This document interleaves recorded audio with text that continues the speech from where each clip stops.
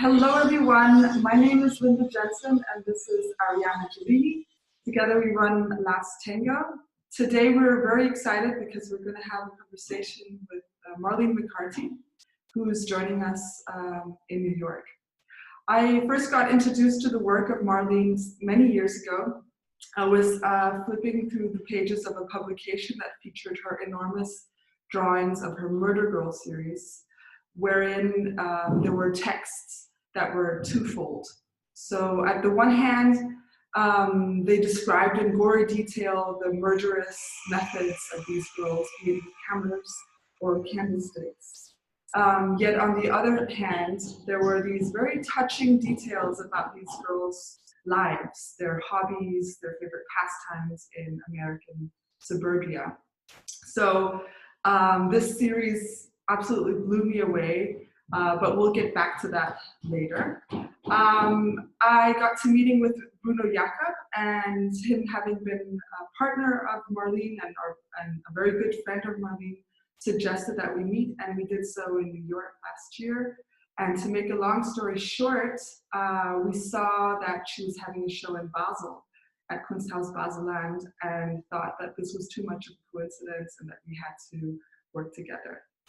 So we are going to have a couple of questions to her, and we're obviously not doing this in Zurich because Marlene couldn't make it over here, and being such fangirls, we thought it was important to delve into the multi-layered and rich practice of Marlene McCarty. Hello everyone, I will be sharing some information on Marlene for those of you who don't know her. So Marlene McCarty was born in 1957 and she lives and works in New York City. She studied in Switzerland at the Allgemeine Kunstgewerbeschule in Basel between the late 70s and early 80s. She was an early member of the AIDS activist group Gran Fury, which gained an international acclaim after the presence at the Venice Biennale in the 1990s, and also after other interventions throughout the US kind of artistic landscape. Major exhibitions of her work have been shown at the Kunsthaus Baseland, New Museum in New York, MoCA LA, RCA London, Viennese Secession, Reina Sofia, ZKM Karlsruhe, the Kunsthalle in St. Gallen, the Museum Ludwig in Cologne, and the Royal Hibernian Academy in Dublin. She has been awarded the Guggenheim Fellowship, the Paula Crescent Foundation Grant, and an honorary doctorate from the Massachusetts College of Art, and she is a professor at NYU Steinhardt. Her works can be found in major public and private collections worldwide, such as MoMA, Whitney Museum as part of Gran Fury Collective, Brooklyn Museum, Queens Museum, MoCA LA, Rubel Family Collection, Museum of Contemporary Art San Diego, Contemporary Art Museum of Houston, MIT This Center, National Museum of Fine Art, Duke University, Berkeley Art Museum, and the Pacific Film Archive. Wonderful. So we're just going to call her up. So see you in a moment. Welcome, Marlene. Thank you for being here. Hi, guys. So we're going to jump straight into it. Sorry, you were going to say something? No, I was just going to say I'm so happy to be here, and I just wanted to give you all a big shout out for doing this. Thank you. What turned into a great exhibition in these horrible times, and so I just wanted to say I'm happy to be here. We're also thrilled and very excited that we can still hear and share a bit about your work. And without further ado, I will start with the first question.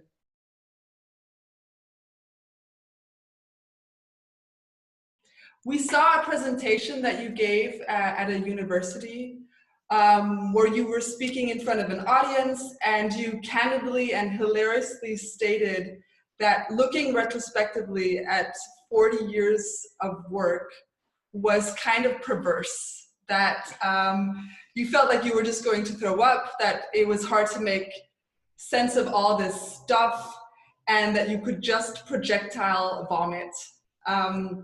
So we're not going to go into your entire trajectory of work, but your work does actually go in cycles of ideas, and we find some of these popping up in our current show.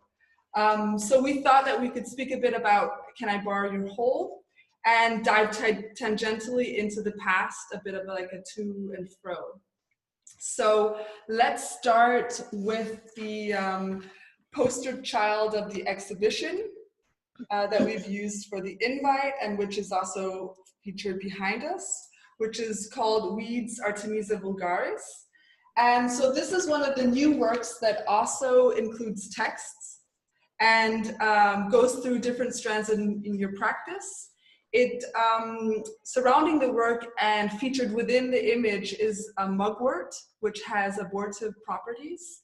And we very much enjoyed its satirical qualities and the way that it harks back to American history, but also different power struggles. So we were wondering if you could share a bit about what's going on in this piece. I can share threads. How about that? Yeah.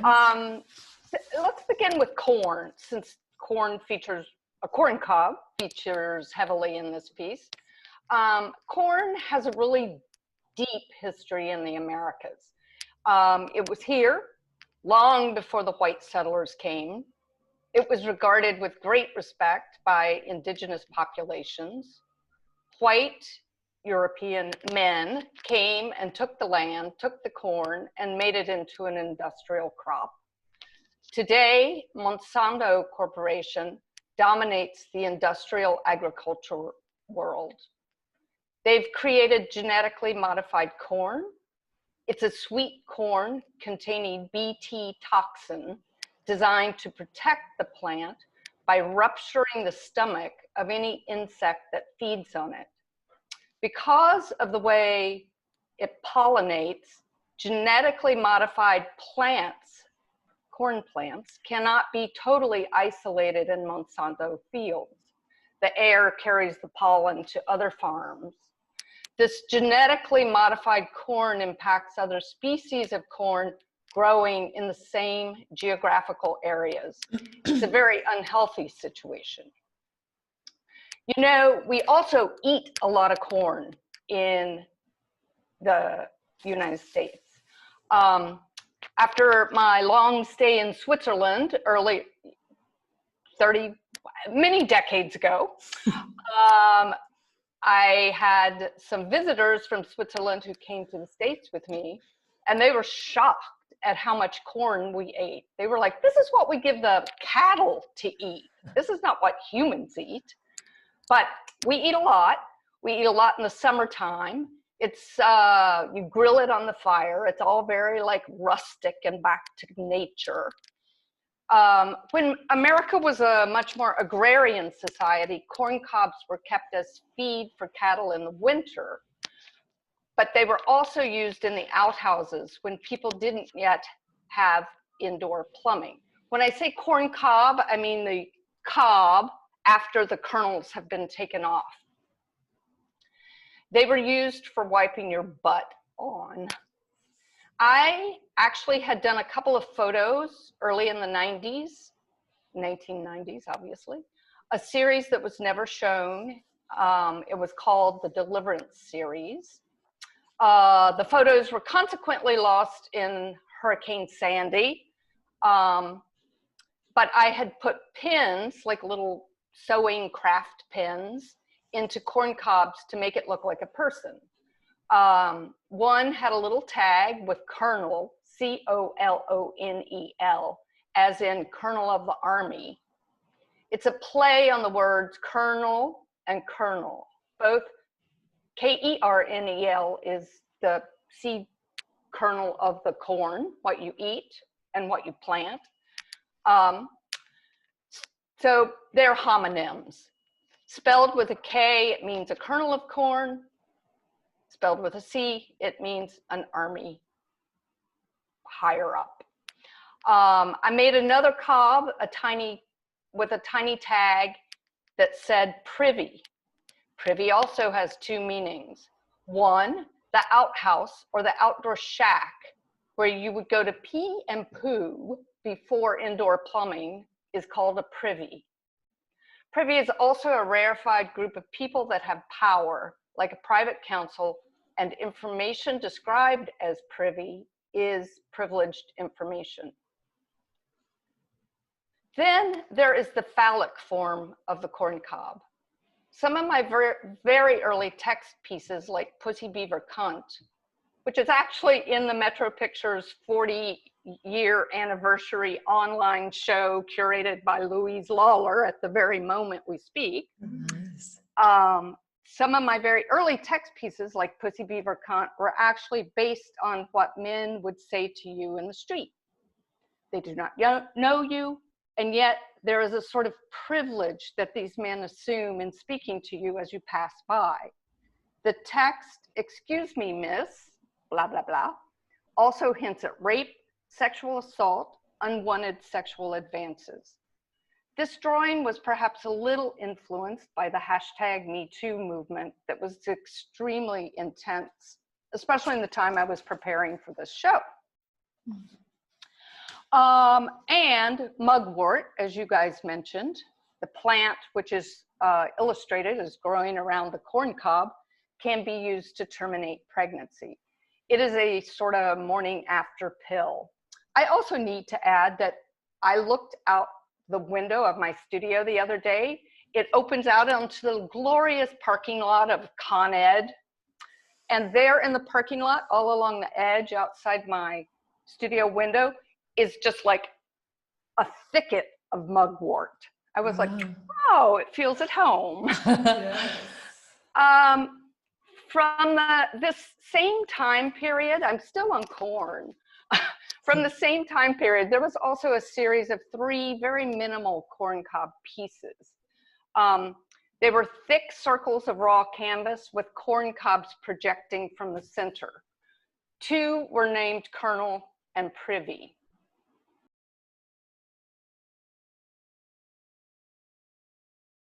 I think one of the questions kind of relates to what you quickly kind of mentioned, your text-based work. So this notion of being very much, like your practice being very much kind of connected to language. And in this sense, having so much science presence within the works.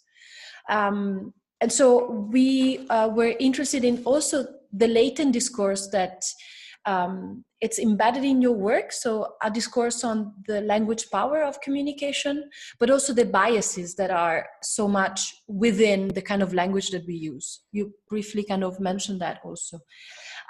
Also the fact that throughout your practice, you've been working a lot with the obscene and the socially unexpected themes, but also about the marginalized voice. So a voice that it's actually lacking a language. So that's right. And also we noticed that throughout the years, your practice has somehow evolved from perhaps like a direct representation strictly connected to, you know, the spoken word, perhaps. So, you know, text-based work being, you know, vast and big, advertisement vocabulary, but also humor, the brash humor.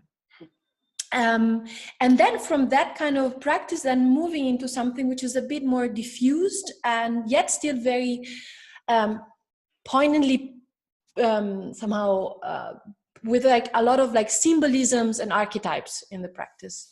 So in like the question, it's very broad, but basically what brought you to be so interested in language and kind of still, you know, how much of that is present in your current practice? I try to get away from language and I can't. It just kind of never goes away. So even in pieces which some people would argue are illustrative, even then there's language kind of flowing in an underneath, like a hidden river somehow. I'm just going to riff a little bit on language and we can sort of take it from there. Language is the contested territory of human definition. We as humans claim we're the only species to use language, which is not true. Language defines humanity. It's this definition of humanity that I think also twines deeply with the idea of language. I spend a lot of time thinking about or exploring language and how we define ourselves with the use of it. Questions that kind of float around in my head are like, what happens when a marginalized community represents itself? And I must say that I got really attenuated to these questions, which I'm going to put forward right now, as a member of Gran Fury, because we had these weekly meetings. There were 12 of us, and we would sit around and argue these things for a few hours every week. But recurring themes of that were, what happens when a marginalized community represents itself? What happens when the excluded demand inclusion? What happens when that community says what they want to say and not what someone else wants them to say? I examined subjugation and exclusion through this medium of language. Different conversations in different contexts produce different kinds of exclusion, or reveal different kinds of exclusion and subjugation. Language also forms art history, and more explicitly, the myth of the master. As Sue Savage-Rambaugh, a primatologist, says, language is the home of the mind. That said, I'm also fascinated by the slipperiness of language and how images and words can mean different things. I have an image that I always love to show when talking about language, which is a bonobo who is basically in captivity, but there's a group of bonobos living in the south of the United States in a community. I could do a whole talk on that, but I'm not going to. Anyway, it's a picture of Pan Banisha, who is playing an auto harp and looking at lexigrams. Lexigrams are the system of symbols that bonobos use to communicate with humans. And the symbols were actually designed with input from the bonobos. So anyway, if that picture appears at some time, that's what it is. You know, Arianna, I'm not sure I really covered everything you were saying about language. I didn't speak about humor. Humor, I have always found a really useful tool, because it has a way of getting into the viewer's subconscious in a way, because it's a really visceral reaction to humor. And then the sort of contemplation can follow afterwards. It's like it cracks open the, okay, what am I trying to say? Artworks are often mute. They're often mute, they're often closed, and they're often internal to themselves. Humor cracks that surface, and I find it as a way of really inviting people into the work. And through humor, they may find a way of contemplating the work that would have otherwise been closed to them.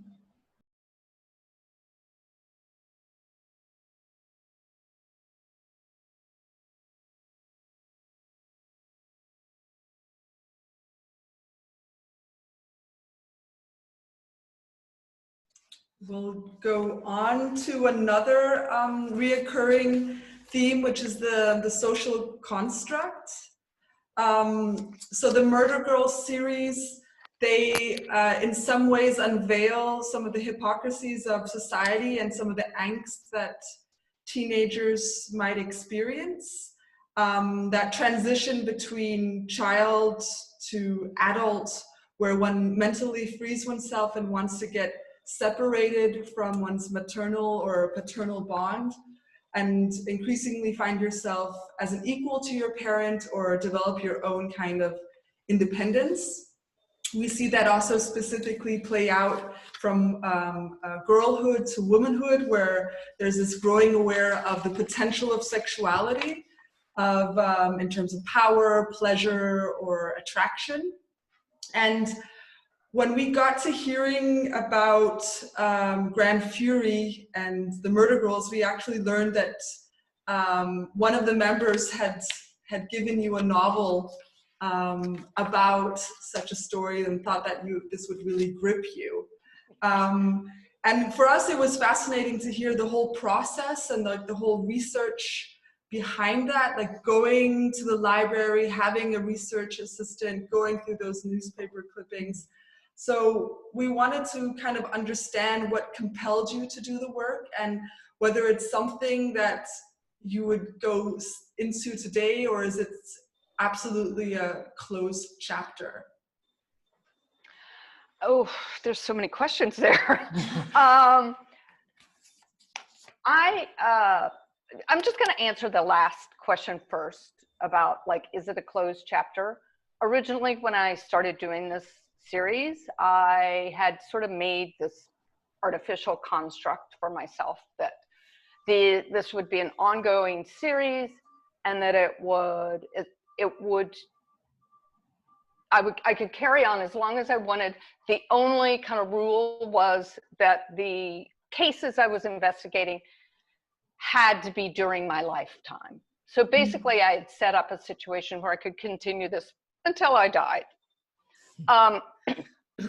I did not realize in 1994, when I started the project, how radically the world was going to shift.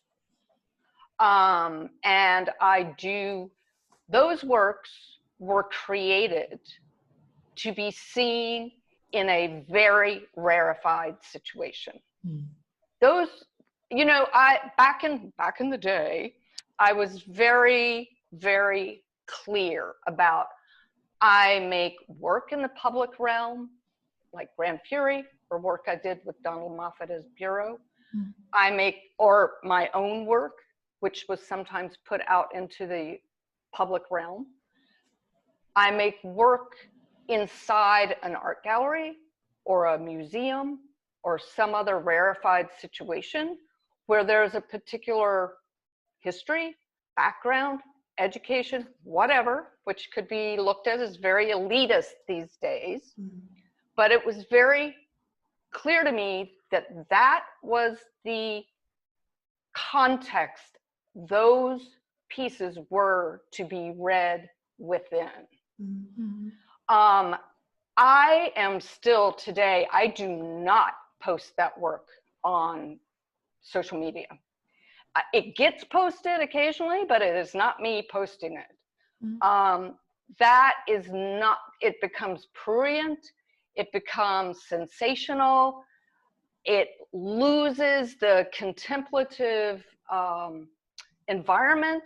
It doesn't have the background stories with them, which I'm actually letting go of, but this is not work that was made to be disseminated by the millions, because it totally shifts the way that artwork itself works. So for that reason, I'm probably not going to do any more of these. But now I can work backwards into that deeper question. We'll go back historically. Yes, you're right. It was Tom Kalin who got me to read Bad Blood from Richard Levine, which was the story of the Marin County murder, family murder. Tom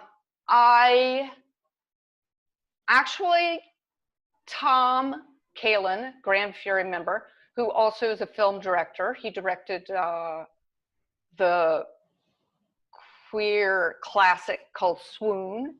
He's now working on PBS documentary of sort of gay and lesbian history. But he wrote a gallery text for my 1993 exhibition at Metro Pictures, which I'll talk about that work in just a minute. But within that brochure, that text, he had a paragraph where he sort of likened my activity around making art, my use of like the forbidden, to the act of Marlene Olive destroying her family. But that wasn't the work I was making then. I was making big text paintings, which were monumental in size. They were based on found language. I didn't make up any of the language. And I was really thinking about the ideas of power, because it's still a struggle in the art world, but it was really an enormous struggle as a young female artist to kind of find your way into the art world. And then to have your artwork thought about as artwork and not just a female statement. So I was thinking about power a lot, especially power within the art world. That really fascinated me. I guess what really fascinated me was that men so readily eased into that power, and women had to fight so hard to get a little bit.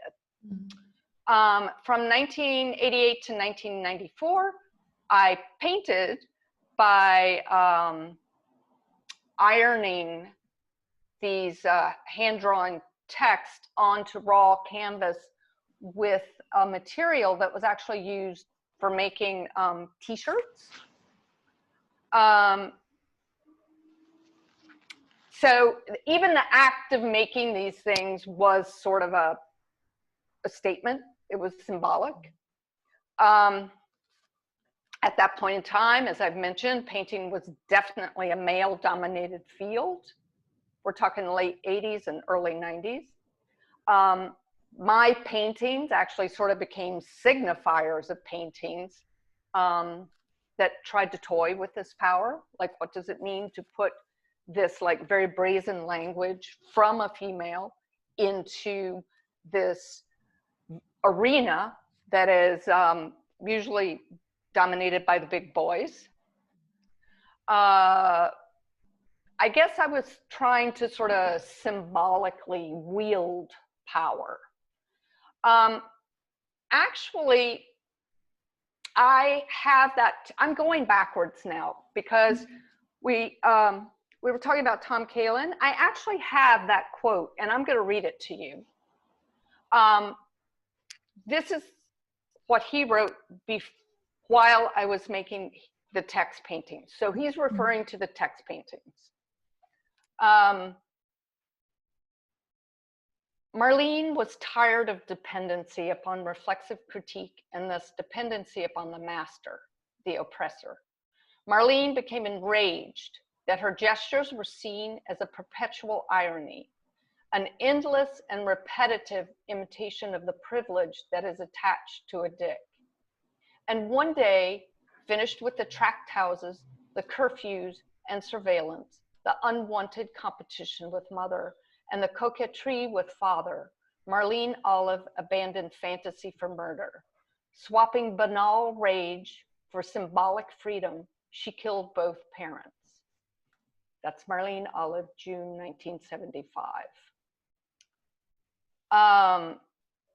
So after he used this quote in the brochure about the text paintings, that's when I was like, maybe I should read that book. So I did. But in a weird way, Tom's words actually presaged what was kind of happening within my own art making process and career. Upon reading the book, I was struck by this example of taking hold of power in an effort of what one envisioned freedom might look like. It was a fight. These struggles of these girls were fights for liberation. Mm-hmm. Male, as you all mentioned, male separation from the familial, the mother, was expected. But the pathways, I'm talking early 90s, the pathways for females to separate and self-actuate were much narrower. For me, this case of Marlene Olive is emblematic. In a murder where a male commits violence toward a female, the power imbalance reflects what we expect in society. When females in a relationship, stereotypical of a good family, murder one or the other, the power flux is then called into question. Its meaning becomes unmoored, and other meanings reveal themselves. From my standpoint, after reading Bad Blood, I had this immense feeling that this must happen more than we think it does. I just realized this can't be the only instance. So I decided to do my own research to see what I could find out. And now we enter into the saga you were talking about. The search was its own kind of crazy saga, because at that point in time, murderous violence occurring between two females was extremely rare. 8% of all murders were committed by women. Of that 8%, the vast majority, I don't remember the exact number right here, but it was big, like 95%. 95% of that 8% was in self-defense. We all understand self-defense, and self-defense does not unmoor our societal underpinnings. So I started to look around. You have to realize there was no internet. I had to go to libraries and read books, look through old newspapers, magazines, see if I could dig up any cases, which, by the way, also did not mention the girls by name, because at that point in time, people were actually very careful and very respectful of minors. Minors' identities, minors who were involved in serious crimes, their identities were kept secret. But I could find clues. I found clues. And then I had to call local libraries. I had to call like these ladies in Linville, Virginia, and be like, they'd be like, hello. And I was like, hi. And I always said I was calling, at that point I was teaching at Cooper Union. So I was like, hi, I'm a professor at Cooper Union, and I'm researching a murder case that I think happened in your vicinity around whatever year. And we would kind of piece together what it might have been. And then they would go into their files and send me, if it had occurred there. There were some where they were like, I don't know what you're talking about. But then they would send me Xeroxes that they made from prints of their microfiche. Wow. Do you all even know what microfiche is? No. Microfiche is like this tiny little film. They would shoot everything. That's how newspapers would document everything. They would take they'd put their newspaper on a copy stand, and they would shoot onto this tiny film negative. Oh, wow. And then they would have to blow that up to give you a print. So anyway, I also had to hire an assistant because it was just so massive, minute research that just kind of, you never made a huge progress. It was always like inch by inch by inch. Anyway, long story short, I did sense there were more cases out there, and I found 42 cases. I tried very hard to the best of my ability, because sometimes there was very little information, and I also limited myself entirely to using information in the public realm. Because I did not want to get into all those kind of lawsuit situations of breaking rules of privacy. So following that information to the best of my ability, I tried to choose girls, young women, adolescents who were not insane. They weren't suffering from acute mental health issues or ravenous drug addicts who were driven by, you know, drug use issues. So I tried to pick situations where it came from more unexpected conditions. And as I mentioned, this was not made for the internet. And I was very clear about keeping it really in a tight environment, because the work is very heavy. It's very Shakespearean. It's very serious, which is why these drawings became so big, because it's big, it's monumental, and it's at the basis of like how we as females function in this society. It opens up this formative part that has always been a little, or at that point had always been swept under the rugs a bit. I mean, female standing in the world, it has changed a lot since then, but it also has stayed the same. So I'm not even quite sure how that works, but anyway, that's why the drawings became enormous. It was good now to hear a bit about that kind of, that rarefiedness, that specificity that you were perhaps, that shows the intention, whereas it perhaps was not so democratic, that you had really imagined it for a specific place. And No, that, which like is a larger reading.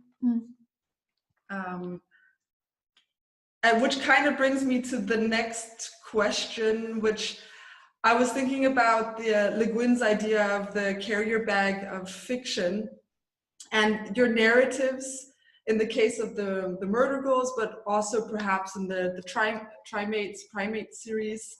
There's some kind of, they lie kind of somewhere in between. There is this, in my opinion, there's this aspect where you counter this kind of grand heroic narrative of man rejoicing over his discoveries, his defeats, his family, but yet at the same time there's also this kind of story linked to the woman that is often tied to ideas of violence and conflict and like strong intensity. So it seems like you try and entice us with this the killing story, but as you just mentioned, it's not intended as that. It's not that in that kind of largely very sensationalist way. No, I was that actually in the. That's why I'm not really. That's why the work is changing, because the world has changed, and the readings, the issues of like privacy and intimacy are kind of exploded in a way that I, at that point in time, did not anticipate. These works, I always envisioned them as very intimate works. I know, given where the art world is at today, at least in the United States, that's kind of a weird place to be, because now the art world is so much about opening up to all of these forgotten histories of art, forgotten artists. The art world itself is grappling with its own sort of rarefied and elitist position, and you know, those that is being opened up in a way that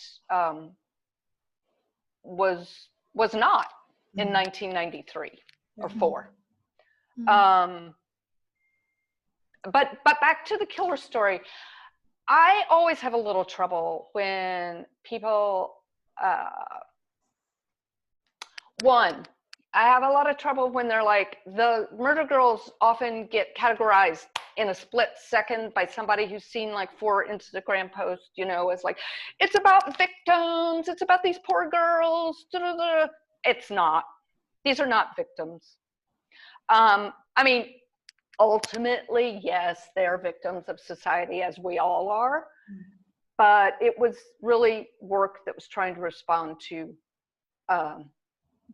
deeper things, that more than the sensational TV show, killer show.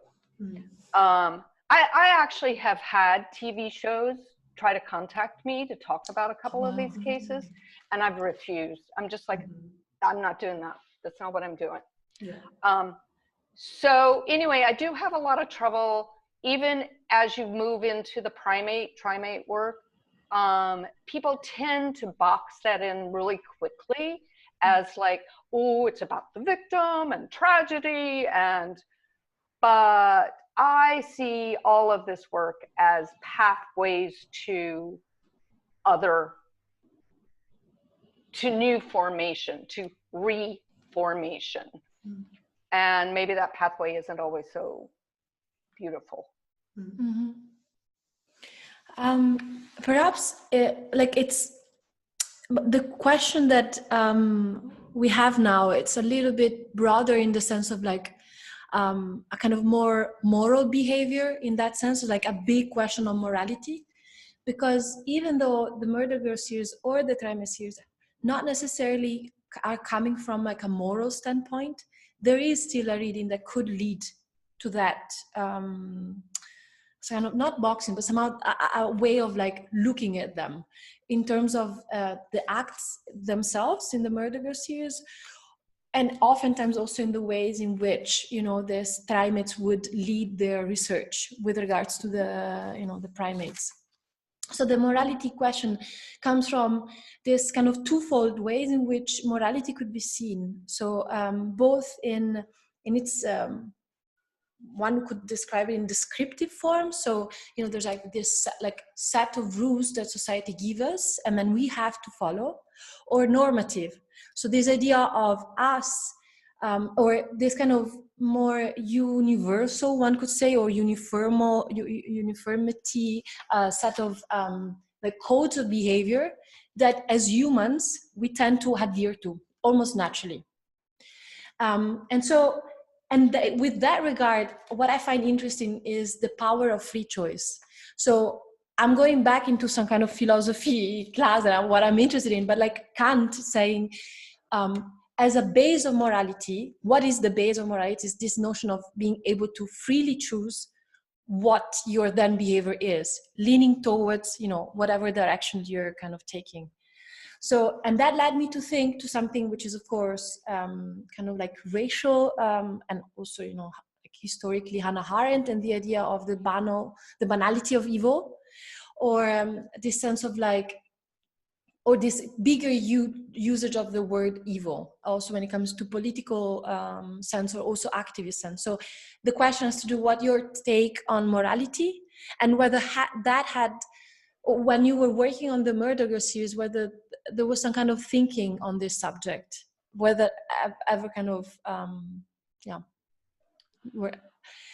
well, first I have to excuse myself, Arianna. I am not a philosopher, and I am only mildly read as a interested artist. So I cannot answer your questions quoting philosophers. But I love the fact that you can, and you can maybe contextualize for me. But yes, this idea of morality has always been at the forefront of that work. It took a long time for that work to be able to be kind of absorbed into an art environment. I would like to give a shout out to Annette Schindler from the Swiss Institute at that point of time, to Colin DeLand from American Fine Arts, and to Bronwyn Keenan, who ran Bronwyn Keenan Gallery. Those three people were the only and first people to be brave enough to show that work. And then it kind of grew from there. But people would, I had 33 studio visits from gallery people, curators, art critics. People would come in and be like, oh my God, this is so intense. They were like, this is an amazing show. But in the case of curators and gallery people, they were like, but not for me. And I was just like, well, okay, it's really important for me to do this work, and I'm just going to keep doing it. And if I die, maybe somebody will take it seriously. So that's all to say that I knew from the very beginning that sort of like the moral ambiguity of this work was difficult. It was difficult. It is difficult, but it's meant to be difficult. Exactly. Yeah. And I had also come from a number of years of working in a really didactic art form with Gran Fury, where it was really about telling people the right thing to do, the right way to behave, giving them action items, what they could do. And I just felt like that was not what I was doing in this more closed arena of art contemplation. And I became very clear that I was not going to answer the questions, the moral question for the viewer. The moral question was going to be left to the viewer to figure out. And so I stepped back. I laid the case out for them. And then whether they wanted to approach it superficially as like, it's a murder, or contemplatively, like actually starting to think about like, what are all the parameters that society sets up that causes something like this to happen? And I mean, I'll be very honest with you. I had done an interview with The Believer about this work, and it got taken out of the issue right when it was going to press, because board members read the issue. And in the interview, I had said something to the effect of, I think the struggles that these girls were fighting with, I think those struggles are not foreign to the vast majority of us. The vast majority of us feel that struggle at some point, or have felt that struggle at some point, but we don't cross that boundary. That goes back to maybe some of what Arianna was talking about those like universal bounds of morality. So the fact that I said, I think that we're so closely twined with the issues that were driving this murderous attitude, The Believer went crazy and was like, we can't publish that. We have teenagers who read this.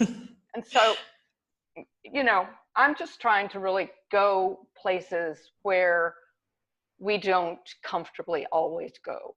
I feel like that's part of art's job.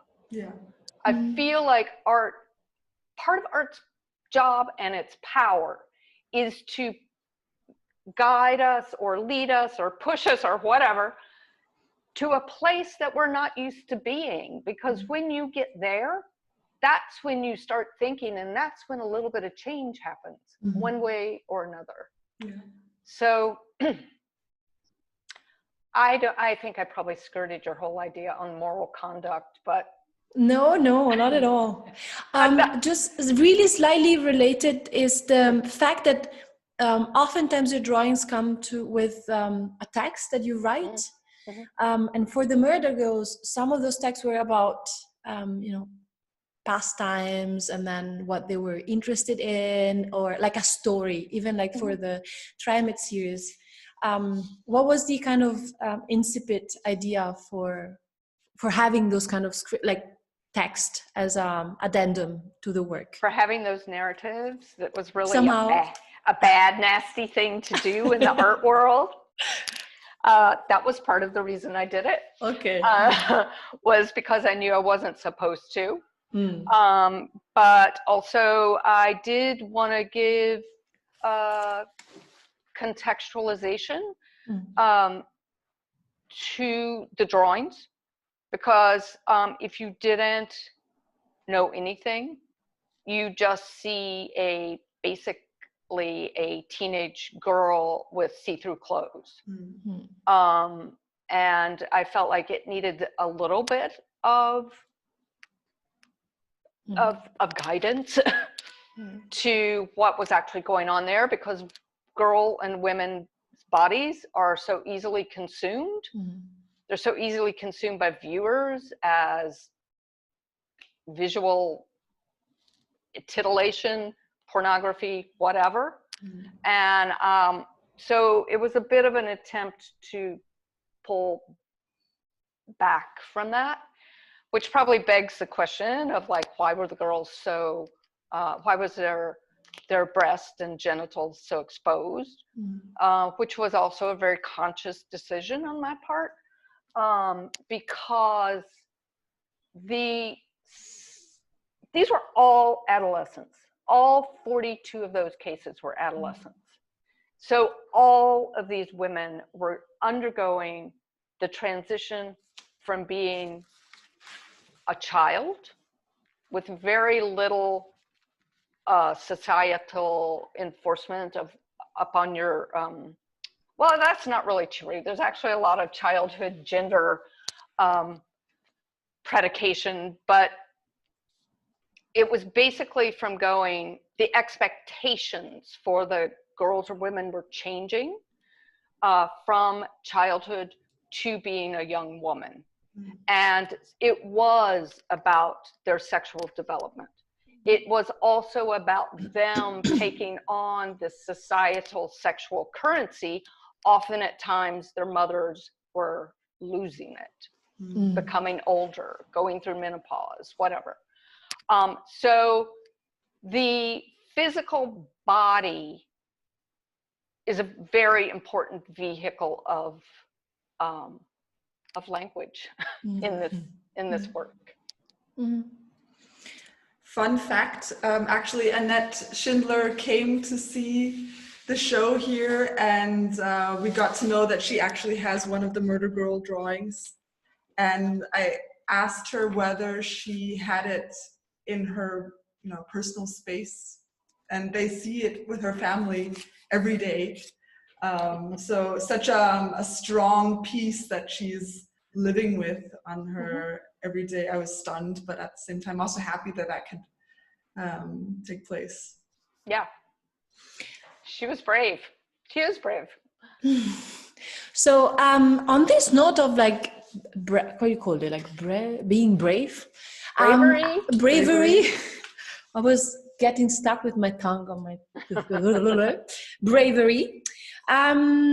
Yeah, what I wanted to say is like something that comes more from a personal point of view. I feel like, be it the size, the subject matter, the way they're drawn, I feel a strong sense of strength and tenacity and empowerment. And also it has to do with the fact that a lot of the subject matters that are embedded in the works comes from either, subversive strikes on art historical canon, be it, the machisms of, I don't know, Michelangelo or Solerit and all these kind of minimalist painters. or also this kind of like criticality on religious fundamentalism. And when it comes to the murder girls, oftentimes they were coming from, I always forget, evangelicals. Yeah.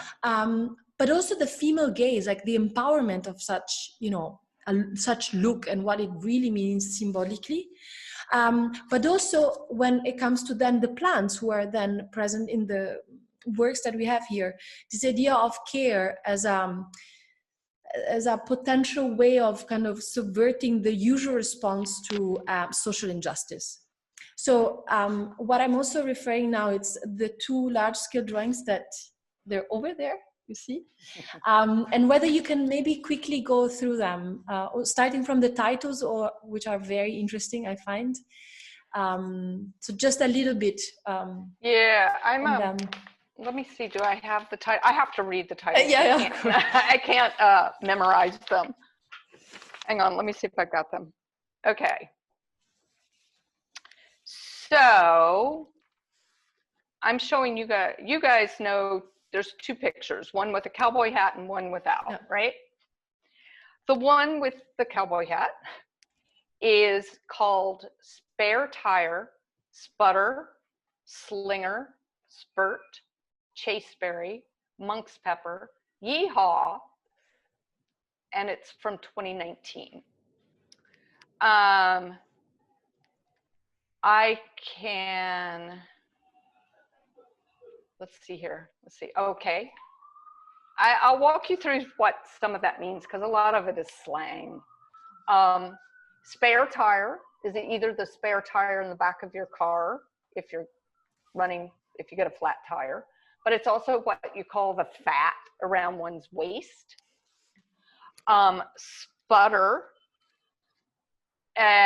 is to spit or squirt from the mouth with explosive sounds, or to burn in an uneven way. A spotter in S&M practices is also called a sputter. Slinger is a drug dealer or someone who subscribes to Sling TV or an erect penis. Spurt means to gush out in a sudden and forceful stream. Chasteberry and monk's pepper are two names for Vitex agnus. It's a plant, it's a bush. And it's basically used by, it has been for centuries, used by monks to induce impotence. It can possibly be calming to toxic masculinity. Yeehaw is an expression of enthusiasm or exuberance, typically associated with cowboys or rural inhabitants of the southern US. Just for context, I grew up in Kentucky, which likes to think of itself as a southern state. The other one, the other drawing that's you guys have, does not have a cowboy hat, but has twined fingers, lots of twined fingers. That one is called, let me look for that one again. That one is called, I'll just read it first. Invocation Mutton. I can't say this word. Escutcheon with chevron, rosary pea, body odor, benediction, and all the good they do. In this case, invocation is an incantation used to evoke a deity or the supernatural. Mutton is basically the meat from sheep, but also when men have those big sideburns that come down on their face, that's called mutton chop sideburns. It's a kind of beard style. Escutcheon is a shield, and chevron is an ancient symbol which appears as a V shape. It's also the name and symbol for an American gas and oil company called Chevron. Rosary P references another kind of prayer, basically the Catholic rosary. But there's a much bigger definition, plant description for rosary P and castor bean, which often get mixed up. They're both on the United States terrorism list because they can make abrin and, just slipped my name, one other bioterrorism powder from those plants, from those seeds. Body odor is basically like smelly perspiration, and benediction is what is said at the end of a church service. It's the bestowing of a blessing. And all the good they do. That's just total casual slang. In the US, one often says to someone in a terrible situation, our hopes and prayers are with you. But it's really just a wimpy and useless response. It's kind of just hand wringing, shall we say, which gets back to the twining hands. So that kind of breaks down the titles right there. But I guess, where do I start here? Let's see, the diamond shapes for each of these are based on modern American color field painting. In this case, specifically, Kenneth Noland, who, fun fact, was the father of Katie Noland. Both drawings see the effect of obsolescence and aging. As a society, when I say society, I'm thinking Western canon, especially in the United States. As a society, we are in a moment of upheaval, grappling with such obsolescence, this obsolescence and decay. All of this work, which is pretty much at your gallery, all of this work are ruminations on masculinity, capitalism, whiteness, and their inherent toxicities. All of these kind of random thinkings are overlaid in these drawings. Ideas kind of merge together, and in my mind, life reemerges. You see unruly poisonous flowers which twine into these conglomerative drawings. Such flowers can induce release, relief, liberation, and of course symbolize new growth. The majority of these plants are all wild plants that are really available anywhere. I just found Jensen weed growing on the bike path on the way to the studio. Understanding these plants can help empower us. They can also offer us self-protection. Of course, within the art context, they do that probably more symbolically. Within that, within those thoughts, then there's also a constant reconsideration or nod to the idea of Christian evangelism. I mean, frankly, Christian evangelism is what brought Donald Trump to the White House. It's, you know, I started integrating bits and pieces concerning evangelism in the mid 2000s.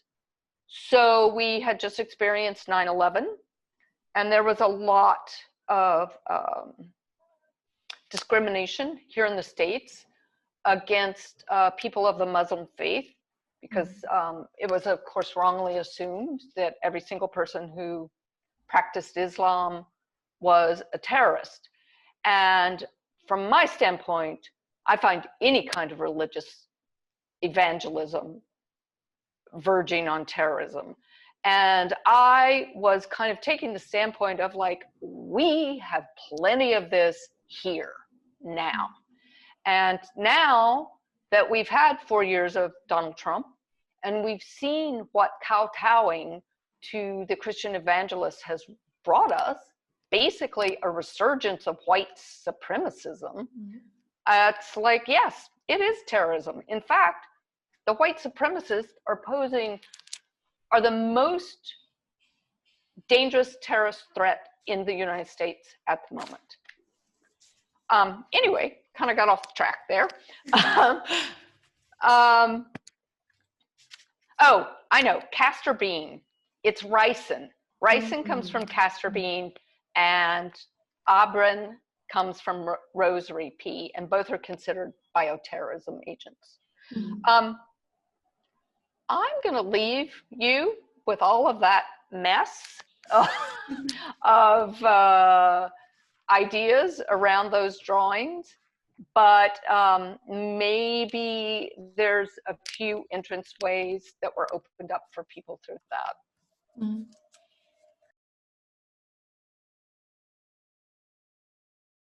We'll jump on to the next question. Yes. So you mentioned this a bit before, and it's something that kind of resonated strongly with me in terms of having to fight in the New York art world in the 80s as a woman, as an artist, and you said you had to fight like a dog. And you were, as we were just saying, dealing with topics that are perhaps more easily graspable nowadays, maybe. But also that you had mentioned that Metro Pictures didn't want to show those murder girl works because they just didn't think it was art. That's right.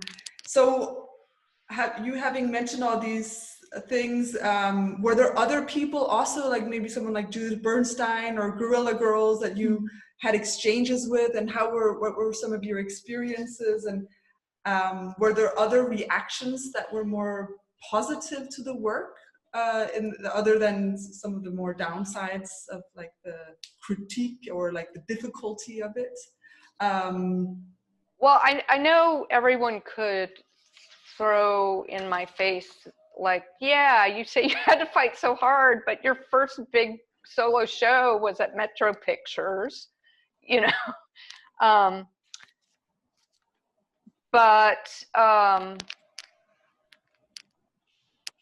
Yeah, it's complicated. I mean, I moved here I studied design in Basel. I did not come to New York having completed an MFA program at Yale or CalArts or any of those schools which sort of automatically bonded you together in a group. You had a group of colleagues.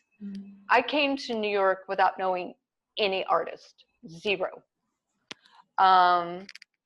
So when you say, did I know Judith Bernstein? Did we have conversations? No, we did not. I met early-ish, but I had already, around the time I started showing in galleries, I met Deb Cass. I met Lutz Bacher, who continued to be a close friend of mine through thick and thin, shall we say, for a long time. There were, Kathy Burkhart was around, Janine Antoni was around,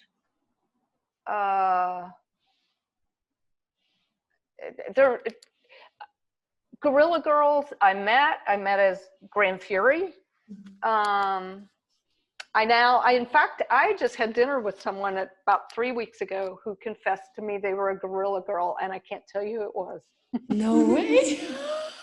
And I was shocked. I was like, are you kidding me? I have known you so long, and I had no idea. Wow. Can't tell you who it was. Sorry. Yeah. Was it a man in a suit?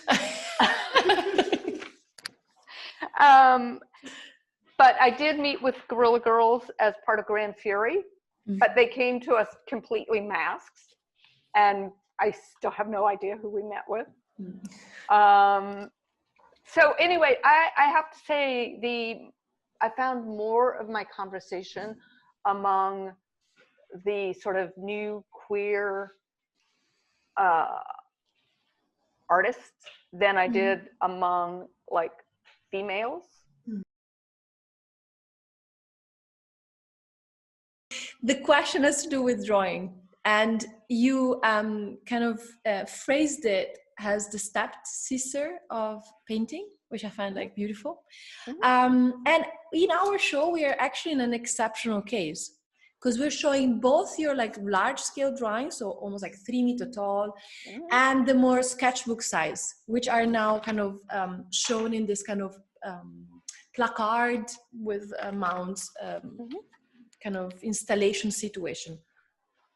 And they're all of them done with graphite and ballpoint pen. And I was thinking of just kind of reading out loud what Kathleen Hanna, which is the lead singer of La Tigre and Bikini Kill, nicely put when she came to your studio and describes the way in which the drawings are kind of done. It's my Italian accent, so I am sorry. Oh no, it adds flavor. So Marlene's studio was wallpapered with the craziest fucking drawings I'd ever seen. It looked like a coked up teenage girl decided to take the big pen drawings off her Draper Keeper. You will have to tell us what a Draper Keeper is, and magnifying them 1,000 times. They read like sexed up religious paintings advertising a new cult I desperately wanted to join. They were big as billboards, obsessive and completely unapologetic. So the question is about drawing. Like, what made you to move from, the text paintings into this medium?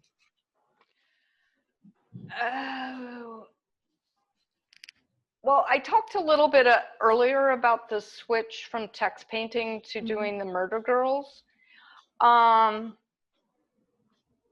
me just back up for a second and say, even though I studied design in Basel, I was in a program that was basically a program that was designed to mirror or mimic the Bauhaus. And part of their curriculum was, part of their attitude was, you can't do anything in the visual arts unless you've learned to draw. You can't design type, you can't make tapestries, you can't do ceramics, you can't make graphic design, you can't do anything unless you've gone through the process of learning what drawing means. So even though I was doing all the other classes I was supposed to do, we had 4-hour drawing studios, depending on what year it was, 4 to 5 days a week. Wow. And we went to school 6 days a week. And I mean, that was like really academic drawing. And it was very structural drawing. It wasn't like American. When it's taught in America, it's all about feeling. This was about like, you have to process how this cup is built. And we want to see all the like, different ovals at different perspectives. And you should be able to imagine all of that as you look at that cup. So this just went on. I did that for 5 years. I left Basel and was like, I'm never drawing again, ever. That I'm done. I am done.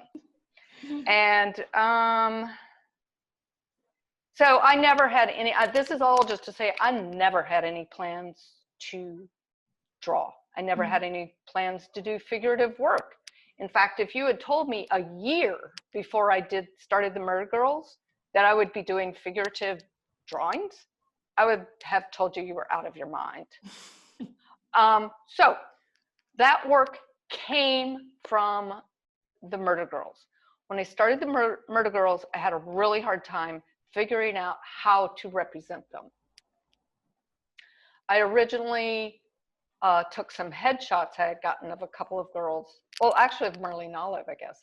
And I did a little series of iron-on portraits where I just copied her portrait onto this material I was using for the text paintings, and I ironed it onto a canvas and was like, okay, I'm done. And then I was like, what am I doing? What am I doing? That looks like a Warhol wannabe. That's like, it's like, this is so not about, this is about reproduction. This is about mechanical reproduction. This is about the media.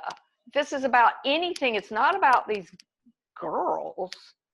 And so I finally was like, actually what happened was, and this is important because it actually changed the direction of my artwork. I had to go home to Kentucky. I went to my mother's house and she was like, you have to clean out the front hall closet. There's a bunch of stuff in there that's yours and you have to get it out of there. So I started going through all the stuff in this closet and I came across this drawing I had done of myself when I was 17. And it was totally, this was pre-Basel time. So it was totally like, and it was like, I tried to make my hair really pretty. You know, it was really, it's horrible. But I was like, oh my God, that's the way I have to represent these girls. Like, I have to use that genre of drawing that teenage girls fall back on when they think they're going to make a pretty portrait. And that is because that's how these girls would have represented themselves. Mm-hmm. So then I started to draw again. And that's where the drawing came from. So there was not a big, long debate in my mind about choosing drawing. It totally came out as like the form appropriate for what I was trying to do. Mm-hmm. But that's all to say, now I'm in it. And, you know, first of all, Trapper Keepers are notebooks. Mm-hmm. They're like high school notebooks. Good to know. Anyway, but so now I'm into drawing. Now I think about drawing a lot, and I keep thinking, like, why can I not stop? You know, everybody's like, why don't you paint those pictures? It would be so much quicker. And I'm just like, I can't. It ruins the conversation. It takes them into a whole nother history, a whole nother context. And drawing is about ideas, you know? So I'm just going to read a little bit that I said about drawing. There's been centuries long the notion of drawing as a secondary art form, ordinary, low, weak, the stepsister of art history. Traditionally, drawing was the preparatory stage, the thinking about the masterpiece, the ideas, but not the masterpiece, not the master's choice. It is also considered so easy and natural, everyone could do it, even children. People think of drawing as easy, spontaneous, liberating, joyful. These drawings, especially the big ones, are not that.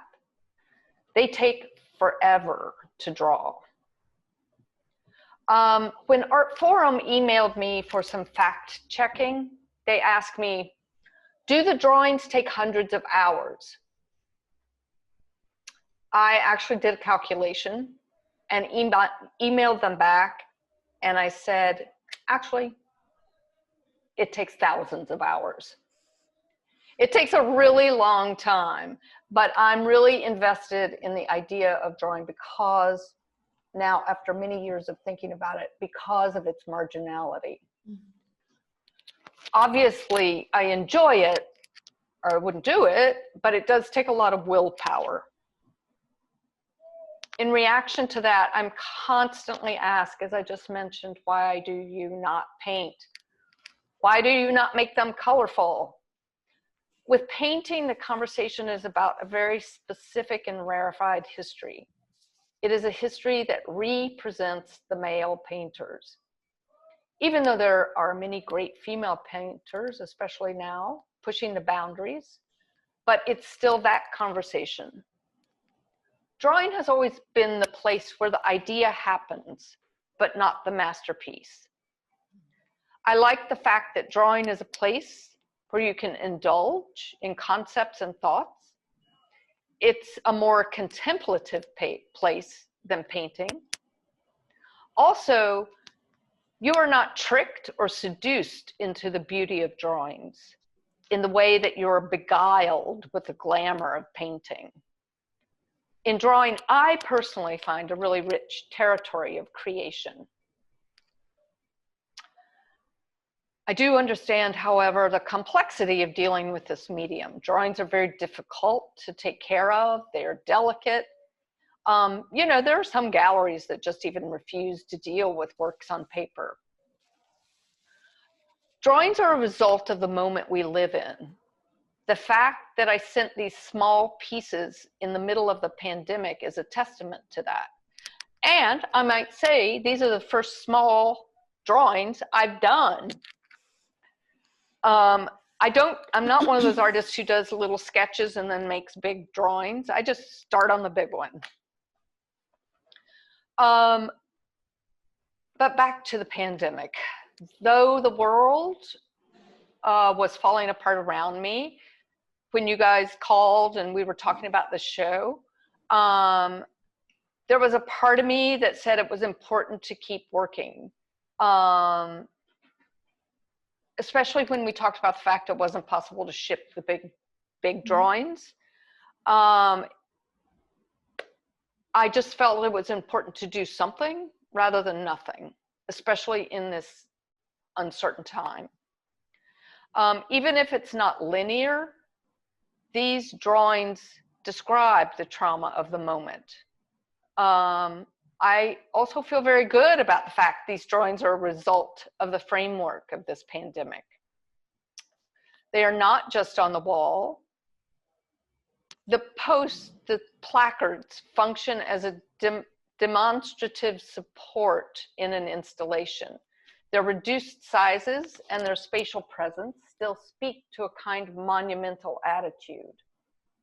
By their placement in mounds of earth on placards, reminiscent of demonstrations, they become interventionist and immersive.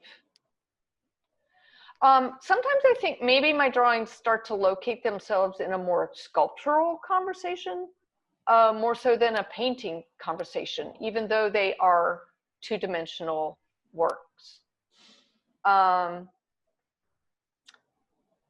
I feel like the placards are a direct outgrowth from an installation I did in Buffalo a year ago. There, I was really able to explore the idea of the drawing becoming part of the space. The big drawings were all exhibited on freestanding walls within a space. And I have to say, I can't, speaking of those placards as reminiscent of demonstration signs that people carry, I can't ignore the fact that living in the US for the past 4 years has been hell, and it doesn't seem like that guy is going away. Anyway, it has been hell, and the amount of demonstration, speaking out that has been required is ever present, and you feel it makes no difference. Anyway, I'm just saying that this idea of people taking to the streets is very important. This constant putting your voice out there has totally influenced the work that you guys have in your gallery. I know we call them signposts, but more than signpost, more than being influenced by a signpost, I actually was much more influenced by seeing the crowds of people constantly speaking out. That makes me yet again rewind a bit to the Gran Fury time. Sorry, Marlene. Oh, yes. And the Kissing Doesn't Kill campaign, which set out to get these hard facts out to the public sphere, but then was surprisingly censored. And I remember reading that that people were getting arrested or trialed for spitting at the cops because it was alleged that they would then perhaps contract the HIV virus by doing so. I was like, these are, of course, very shocking facts and stories. So I'm wondering if you could try to, lead us into what it meant to be doing that at that time, and and a bit of maybe an anecdote or a project that was happening. I'll talk about Kissing Doesn't Kill since you brought up saliva.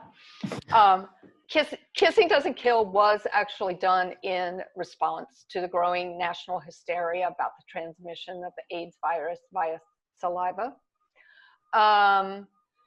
So I'm going to go into that in just a minute, and I'm going to actually read a little condensed version of what happened in Chicago, because I just think it lays it out really well. But you asked what it was like working in that time. Well, it's crazy because it was really exciting. We worked like dogs. I think back, I'm like,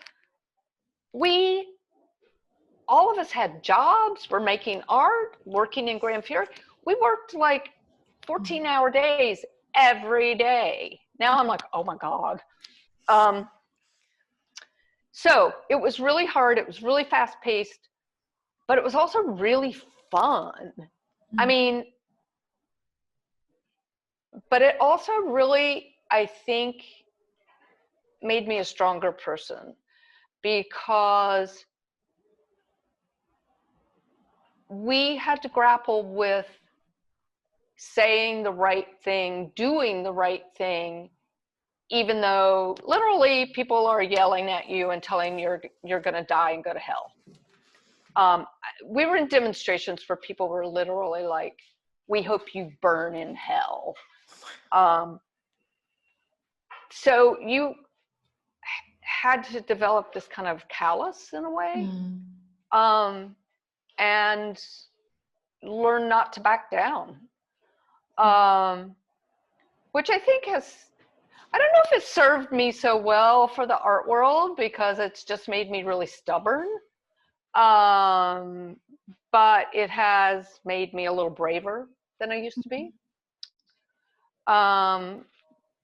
So I'm just going to walk you through a little bit of what happened with Kissing Doesn't Kill, which is that kind of well-known poster with the couples kissing. They're basically interracial couples, which winds up causing something later. Anyway, Kissing Doesn't Kill was created for the Art Against AIDS on the Road project. After running in 6 American cities, it was a bus poster, and it ran on the side of public buses in big metropolitan areas. So it ran in 6 cities. It ran in New York, Washington, LA, San Francisco, I think Atlanta, and Houston.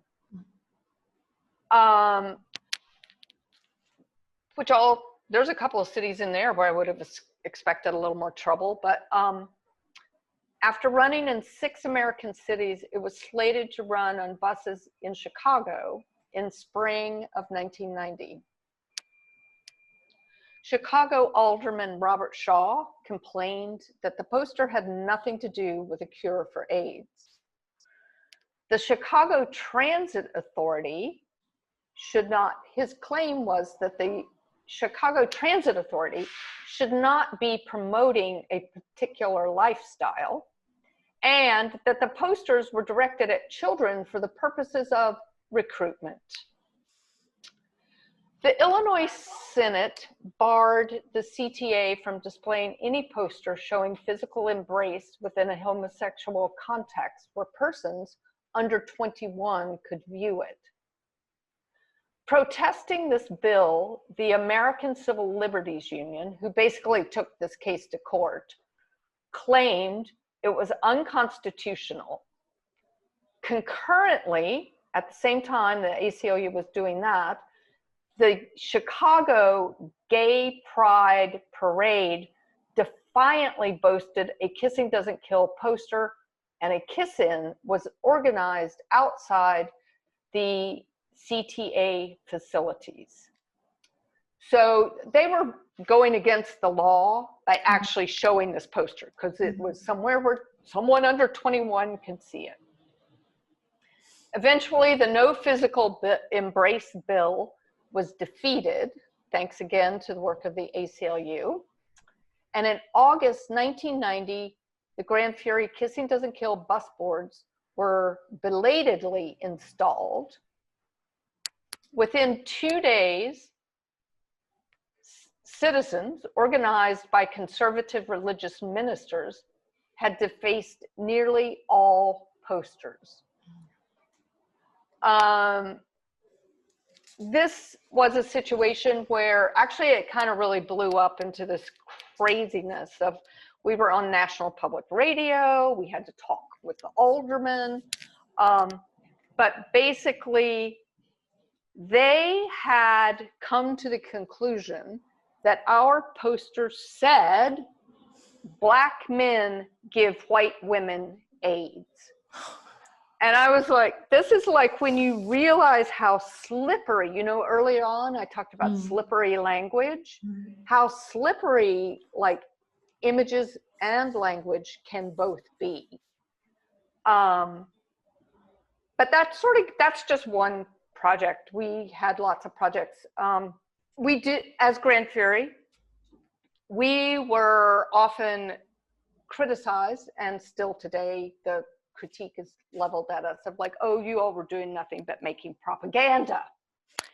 And our answer to that is, yep, that's right. We were basically creating work with a very specific goal of inciting a particular attitude among the public, and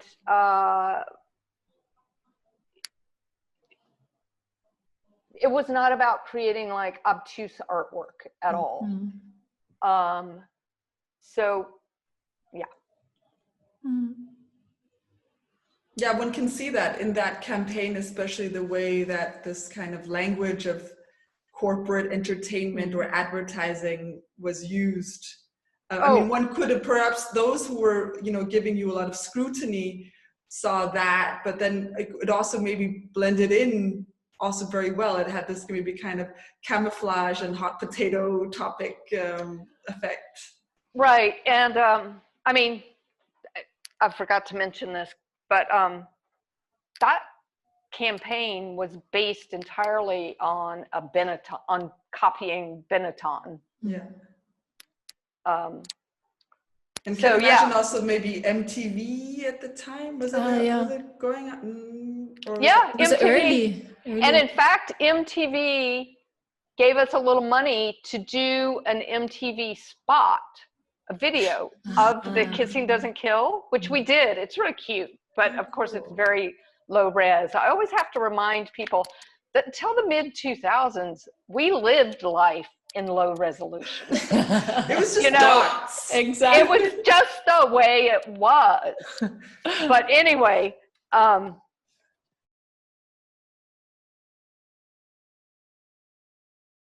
it's about this installation on weeds.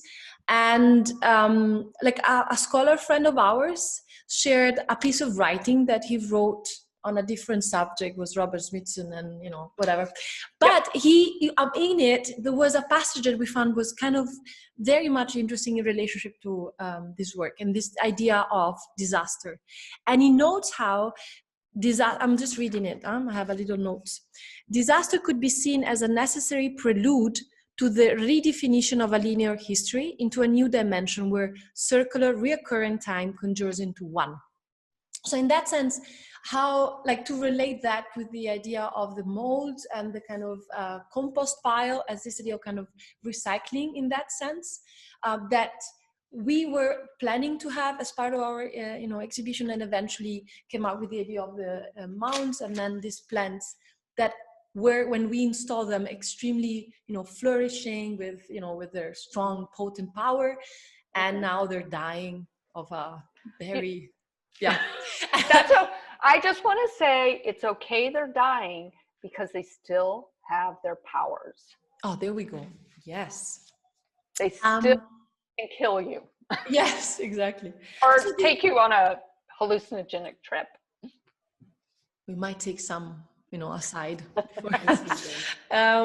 So, and then it got us to think about this idea of like this kind of rebirth. In mythology, you have the phoenix, the myth of the phoenix. In science, this idea of like the catastrophism, and finance, the idea of the cat bond. And so when we had people coming see the show, oftentimes there was this kind of like juggling between people viewing this installation as completely post-apocalyptic, even like death mounts at times, like or people who then saw a peaceful regenerating kind of situation and even empowerment in that sense. So the question is whether in like previous iterations, the idea of working with pharmacon plants, what were the responses of the audience that you had, that you find interesting, that you would like to share with us? Well, sadly, I've done 3 exhibitions of the plant work.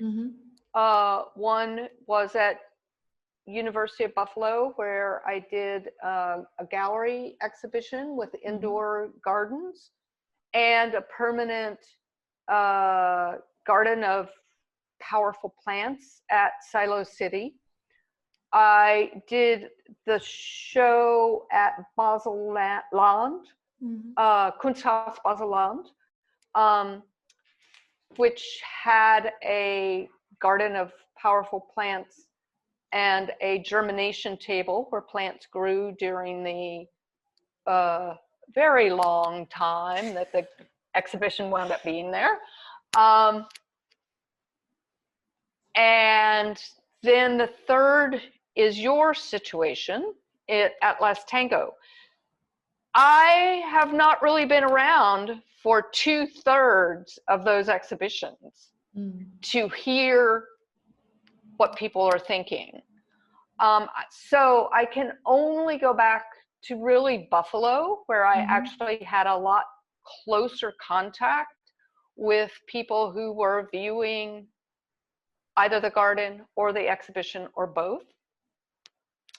And I have to be honest with you, I was shocked in Buffalo. I mean, normally when I'm shocked about art, it's because somebody's having a like crazy, hysterical, bad reaction to it. But in Buffalo, Buffalo's interesting because they don't have this like built up art world like New York or Zurich or any of these big metropolitan, more sophisticated metropolitan areas. So there were a lot of local artists there. There were lots of professors and students from the university, some were environmental students, some were music students. They were just everything. And they got so involved in the exhibition. I am just not used to seeing people do that. I had a broadsheet giveaway, which had the plant descriptions in it.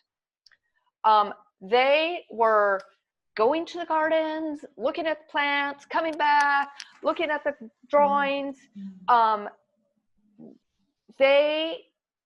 People were coming up to me crying. They were like, this is so great.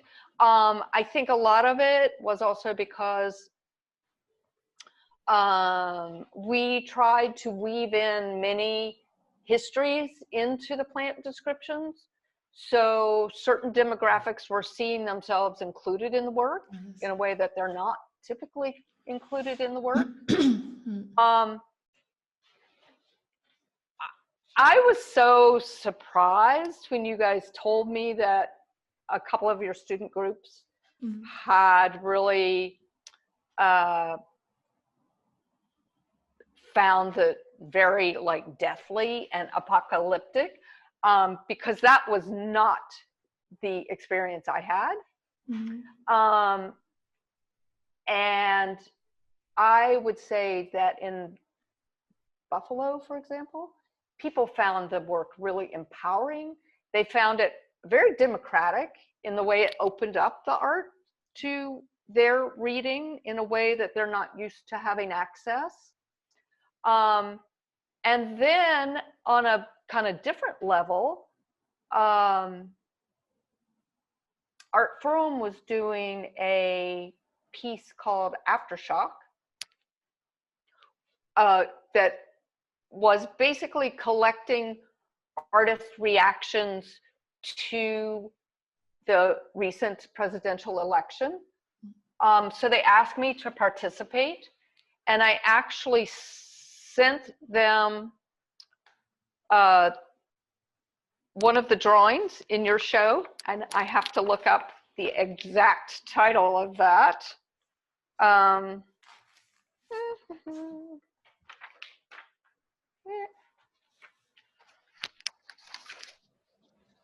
The plant involved is yarrow. It's called Weed, Modern Master Chakras Open. And I sent this to Art Forum thinking I can't just whip out some like activist thing. We have been through such hell and such bloodletting in the last 4 years. And we have to figure out how to move forward. We have to figure out how to get off this battlefield. And so I just sent them that drawing and the description of the yarrow plant, which is also called staunch weed. It's been used in battlefields for hundreds of years to stop bleeding. And it has extremely powerful healing properties. It's also thought to give one third sight. It supposedly balances your chakras. So I sent this to Art Forum thinking, oh, they may not take it. It's not really like bad election, move forward. They loved it. They were like, oh my God, this is such a like positive, healing, looking to the future piece that we're going to do it as our last piece because it's the only one that moves us beyond the trauma. And so I just think like maybe the European and American DNA are just like differently aligned. I think there were different reactions, and that's also something that I find is actually kind of captivating, is that ambiguity. It's the same with the gaze of the women, that you can some see them as being empowered and others see it as them being like abused or taken over or Exactly.